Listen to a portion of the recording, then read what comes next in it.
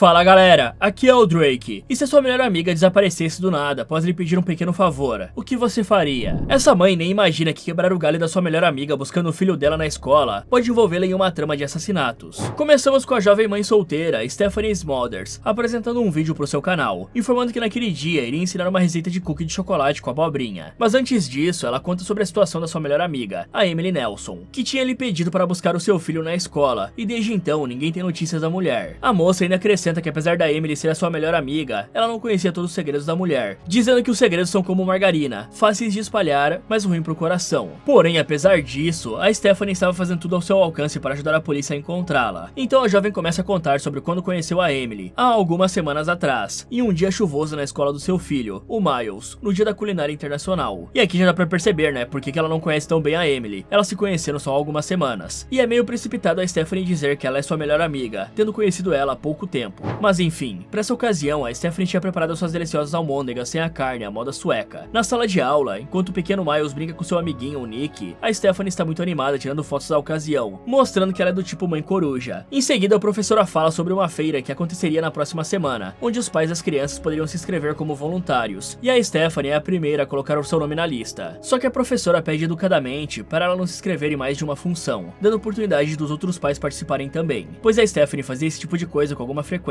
E aí vemos que ela já tinha escrito o seu nome para diversas funções. Por isso, os outros pais zoam ela, perguntando de onde vinha tanta energia assim. E um cara chamado Darren fala que aquelas almôndegas deviam estar cheias de tóxicos. Depois, a professora questiona se a mãe do Nick se inscreveu para alguma coisa, e o Darren brinca de novo, falando que a Emily nunca se inscrevia para isso, e nem devia saber o que é uma folha de inscrição. Então, meio sem jeito, a Stephanie risca o seu nome da função de decoradora, pois assim ficaria uma vaga caso a Emily quisesse se inscrever. Se ela não fizesse isso, ela traria o seu tanque de gás hélio e os balões. Ouvindo isso, os outros responsáveis falam que era bem comum alguém ter um tanque de gás hélio em casa, e a Stephanie rebate, dizendo que as crianças adoravam balões, e ela era uma boa mãe, por isso tinha um. E essa fala deixa os outros adultos se achando péssimos pais. Após o sino tocar, o pequeno Miles e o Nick perguntam se poderiam brincar à tarde, e a Stephanie responde que primeiro teria que falar com a Emily. Nesse instante, a mulher chega, saindo de dentro de um Porsche e caminhando em direção à porta da escola, mostrando que estava muito bem vestida. E então o pequeno Nick pergunta à mãe dele se ele poderia brincar com um amigo, e ela recusa, dizendo que tinha muito trabalho para fazer, e apressando o moleque para ir embora, mostrando que ao contrário da Stephanie, ela não era uma mãe tão atenciosa assim, tratando o filho como se ele fosse um simples objeto. A seguir, ela mostra não ter muita paciência para as birras do filho, e convida a Stephanie para ir até sua casa tomar umas biritas, aproveitando a companhia dela para controlar os moleques caso precisasse. Aí o Darren e as outras mães ficam só olhando, comentando sobre não existirem duas pessoas com as personalidades mais opostas, e pensando que a Emily iria devorar a Stephanie com o seu jeito louco. Já na bela casa da loira, enquanto os garotos sobem para brincar, as duas mulheres vão para a sala conversar. E nessa hora, a Stephanie vê um quadro da Emily pelada pendurado bem ali. Então ela comenta sobre o quadro, fingindo que não tinha achado aquilo meio estranho, e ouve da Emily que ela foi modelo artística durante a faculdade. Mas o pintor daquele quadro ficou obcecado por ela, e a loira roubou a peça, pensando que um dia ela valeria muito dinheiro. Só que isso não aconteceu, e a pintura ficou encalhada ali mesmo. Decidida a mudar de assunto, a Stephanie elogia a casa da loira, e ela responde que aquela porcaria só dava gasto. Aí a Stephanie solta um opa, pois na sua casa era proibido falar palavrão, e sempre que alguém soltava um deles, além dessa pessoa ouvir um opa, ela tinha que depositar dinheiro em um pote de palavrões. Sorrindo, a Emily fala que a mulher deveria quebrar esse pote, acrescentando que isso mudaria a vida da Stephanie. A jovem então pede desculpas por ter falado opa, contando que aquilo era a força do hábito, e a Emily fala que ela não tinha que se desculpar por nada, pois isso é um hábito feminino idiota. Em seguida, a Stephanie muda de assunto novamente, falando sobre a música que estava tocando, e a Emily conta que aquilo fazia ela esquecer que estava presa naquele buraco, mostrando mais uma vez que não estava nem um pouco feliz com a sua vida. Depois, ela sai para pegar as bebidas, e a Stephanie se vê ali sozinha, viajando ao som da melodia, e dançando com os passinhos daqueles que dão vergonha alheia. Logo a Emily retorna, e aparentemente a loira achava divertido aqueles passos loucos, dizendo que talvez mais tarde ela se junte à dança. Depois, a mulher vai preparar uns martinis, contando que vivia ali com um filho e o marido, um escritor, ou pelo menos ele tinha sido um escritor, pois o cara só tinha um livro publicado, e já faziam 10 anos. E na época ele tinha se tornado uma sensação, e a loira teve que correr muito para conseguir fisgá-lo. Mas desde então, o cara tinha virado um professorzinho de uma faculdade local, e era ela quem sustentava aquele casarão, com o seu salário de diretora de relações públicas. Aí a Stephanie questiona o nome do livro, e a loira conta que era o Darkness at Dawn, fazendo a jovem revelar que tinha lido um exemplar, e debatido ele com as amigas do clube do livro. A Stephanie ainda conta que se juntou a esse clube após a morte do seu marido em um acidente de carro, onde também havia perdido seu irmão, fazendo com que de uma vez só, ela perdesse os dois homens da sua vida. Então, a Emily diz lamentar muito saber disso, contando que geralmente não fica sentida com essa essas coisas, mas a história da Stephanie realmente a deixou chateada. Mesmo assim, ela questiona se a moça já tinha namorado alguém após isso, e a Stephanie fala que ali era uma cidade pequena e que não tinha muitas opções disponíveis. Porém, a Emily lembra que a cidade grande mais próxima ficava apenas 90 minutos dali, e ela podia achar alguém lá. Só que a Stephanie rebate, pois não queria namorar alguém de tão longe. Ela conta que uma vez até recorreu a um site de namoro, mas ao saber que uma mãe solteira foi finalizada e encontrada no lixo, ela desistiu, e a Emily a incentiva a voltar para a luta, pois a moça era muito bonita para ficar solteira. Então a Stephanie agradece o elogio e conta que ela preferia focar em pagar as contas, contando que o seu falecido marido tinha um seguro de vida que estava sustentando ela e o filho, mas logo essa grana acabaria. Aí a Emily revela que seu marido não tinha um seguro de vida, mas gastava como se não houvesse amanhã, e tudo na conta dela, é claro. Em seguida ela mostra mais uma vez que não estava nem um pouco feliz com a sua vida, ao contar que eles moravam em uma casa que não tinha condições de pagar, e que não podiam vendê-la, pois compraram na época da bolha imobiliária. No entanto, a Stephanie elogia muito o lugar, principalmente a cozinha maravilhosa, e a Emily ri, falando sobre a amiga ir morar ali um dia. Nessa hora, a Stephanie percebe uma tatuagem no pulso da loira, com chamas e um símbolo de caridade, falando que ela fazia um grande contraste com o belo anel que a mulher usava. Então a Emily mostra a joia com mais detalhes, dizendo que era um presente da mãe do Sean, e ela insistiu que a Nora ficasse com aquilo. É aí que o Sean chega, perguntando de quem é o carro bloqueando a entrada na garagem, e a Stephanie se desculpa, falando que o veículo era dela. Ao ouvir isso, a Emily a repreende por pedir desculpas, e em seguida se atira nos braços do marido, fazendo a Stephanie ficar desconcertada com o agarramento dos dois. A seguir, a Stephanie demonstra toda a sua admiração pelo fato do cara ser um escritor, o comparando a um grande escritor britânico, e o deixando bastante lisonjeado, além de impressionado com os conhecimentos dela. Então a Stephanie conta que havia cursado inglês durante a faculdade, recitando um conto, e o Sean completa a citação pra ela, o que faz a Emily brincar, perguntando se os dois queriam um quarto. Depois disso, o Sean sobe as escadas, se despedindo da Stephanie, chamando ela de Sharon, e a Emily tenta amenizar o erro do marido, falando que ele é péssimo em guardar nomes. Aí a moça diz que estava tudo bem, pois o seu nome era complicado mesmo, e muda de assunto, elogiando o casal que vivia se agarrando.